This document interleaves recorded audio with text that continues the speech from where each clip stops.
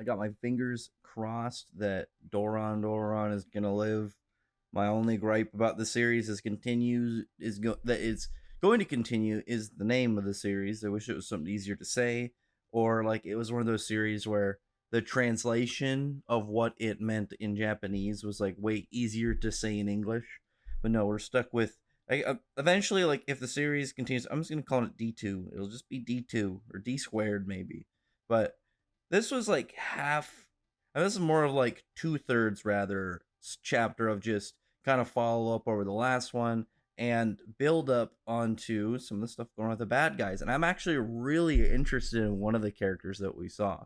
So we have the whole like starting point, and it's revealed that one of the samurai officers is now Tora, which I mean that's again I didn't expect that. I thought she was going to be high level. I didn't think she was going to be one of the officers, but I think they. I had to go back and look. What was the number of officers? It was like 13 or 18 or something like that. Like there was a pretty good number, so I guess like it wouldn't be hard to just tag on a handful of characters without having to go a little too crazy and prolong out showing more. Because I mean, like we did see that she was actually really powerful. Like she one shot that Mononoke in the last chapter, but she seems like that it's a little bit odd now because obviously by rank she massively outranks Dora, and it's like a you don't have to kind of go by the rank thing. You can just call me by my name, and they had a nice moment together. I mean, I thought that was just probably for her perspective that must have been such like a crushing thing. It's like they can only really connect through their job, but like because of their job, she is his superior, and like it they shouldn't be able like normally they wouldn't have like a regular formal relationship, but she knows about that, and he's just like, I don't really mind about it too much, and she's that seemed to be the safe day for her. But here comes in Heisuke, and Heisuke is like he seems like partially annoyed because we know like he has the whole thing where he likes praise and he actually like wants like good stuff to happen to like people around him. Like he's actually like a really nice guy. Like he's got his own faults, but like it's all under the guise of this super cool dead like borderline dead emotion guy, and he's a little bit upset that like Dora's hanging out with this other person. There's like some tension between them, and like when she's like talking to him, he's like trying to act cool, and he's like, don't steal them from me. He's like, I didn't steal them. They're not objects to treat them like that. And I thought that was really funny because he's like, I didn't mean it like that. And we have like parts where he's actually thinking to himself. He's like, oh man, I sounded like a kind of like an asshole for saying it like that. I don't dislike them. I like them. I'm just, I'm a little bit salty about like him hanging out with them instead of me. He's being very self-aware, and I thought that was pretty funny, and it's pretty good for his character to again tie in that he is both the kind of cool guy and the realistic guy at the same time, because it seems more of just like I can't tell, like rather I think it's not more I can't tell if it's an act or if it's just like he in thought is really self-aware of his actions, but it's just like how he acts in reality. I think the second one probably is the most realistic.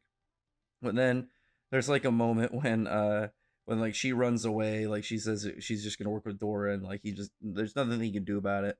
And we see the next thing something I actually wasn't expecting at all is like she goes to knock on his door. It's like 6 a.m. instead of 7, and Dora's like pissed off, like he's like really angry. His like completely like veins popping, and now he's got a new character trait that he is not a morning person. He's angry in the morning if he does not get his sleep.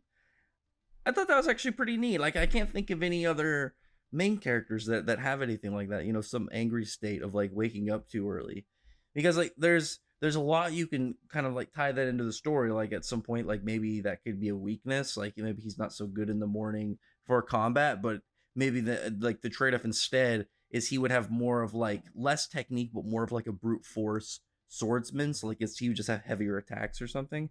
I think that would be pretty cool. But yeah, he's just kind of like, okay, well, he's not a morning person, but it's all right. And Kusanagi's just doing his thing. He's being friends with Naotora, and he's like just being buddies. So like, you know what? I support you and your quest for love on Dora. And they had a nice little bonding moment I enjoyed. I like Kusanagi. He seems to just be like one of those dudes who just obviously he's a Mononoke, and he's just like at the same time he's also like the cute mascot character. But he just seems like personality wise, he just tries to get along with everybody. He just seems like a chill dude. But there's just a couple little bits left in the chapter, just some normal kind of slice of life training stuff. Nothing too crazy. the big stuff that I wanted to really think about, like in contemplation of the chapter. One, there's a point where we know that like a samurai is watching them, some form of traitor, and he's upset that samurai officer is constantly with Doron Kusanagi, and it's preventing this guy from getting to his target. I don't know if he'd be able to win. I mean, I guess it really depends. We would have to see the kind of gap between a serious now Toro. We know how like her opening at least of like when she went against that Mononoke, but that's only going to give us so much. And on top of that, we don't have left like anything comparative to like where Dora's at. Like if we saw her more like Heisuke, where she can one shot one of those like humanoid intelligent Mononoke, that would give us more of an understanding. Like if it's way easier for her than how obviously it went for Dora and Kusanagi, and they had a second person, so it's a little hard to tell. But there should be a gap. We just don't know the extent currently. At the very end of the chapter, though, there's like this part where it's like 300 kilometers west of where they're at. And besides that, there's like this really cool, like, moon archway of stone and like a shrine archway with like these black talisman all over it. Really cool looking.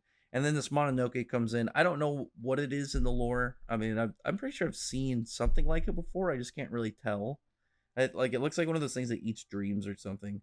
But it does look really cool. I like its like weird, menacing like legs and arms. It's got like an odd face that's really creepy, like this long, weird dick nose. But at the same time, it probably does something super spooky.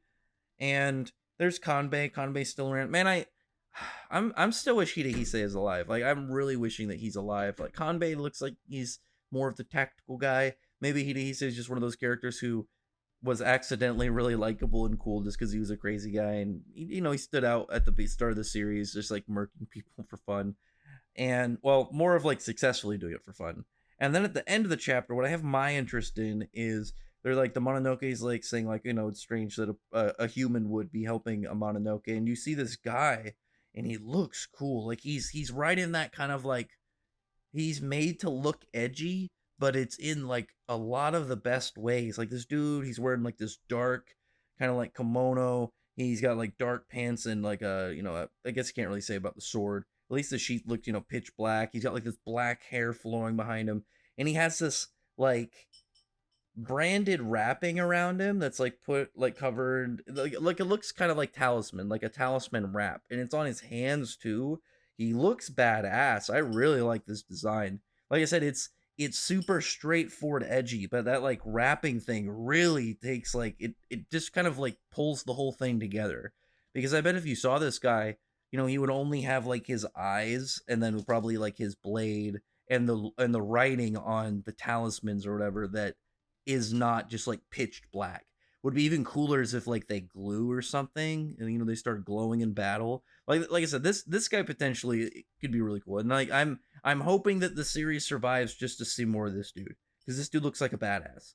And those kind of characters, a dedicated, well put together, edgy swordsman, I can guarantee you he'd be super cool. Like maybe one of those ones that doesn't really talk, or like everything he says is kind of like ominous or poetic. I like you like he could easily do something like that. Some super super kind of like at the core like that. But like I said, if done well, one of those kind of like edgy characters could are great.